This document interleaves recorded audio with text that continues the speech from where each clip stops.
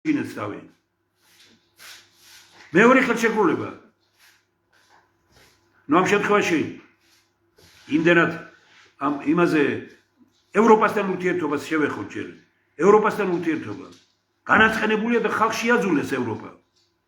ხალხო, თქვენ მოითხოვეთ, რომ 3 წლის წინ, როდესაც საქართველოს ხელისუფლებამ განაცხადი შეიტანა ევროკავშირში გვინდა შემოსვლაო, იმათ გამოაგზავნეს კითხვარი. და უთხრეს ამ კითხვებს გაეცით პასუხი. მოითხოვეთ რა, ეს რა პასუხები გაუგზავნეს იქეთ. იმ ხელისუფლებას აქვს დღეს უფლება, რომ ევროპაზე ილაპარაკოს, ყველაფერში დაუწერეს, მზად ვართ, ფეხქვეშ გეგებითო. თქვენ ხართ ყველაფერი და რას გინდათ გვიქენითო რა. ესაა ის, რაც მიწერეს აქედან. დღეს ეუბნებიან საწინააღმდეგოს. ეს ნორმალურია?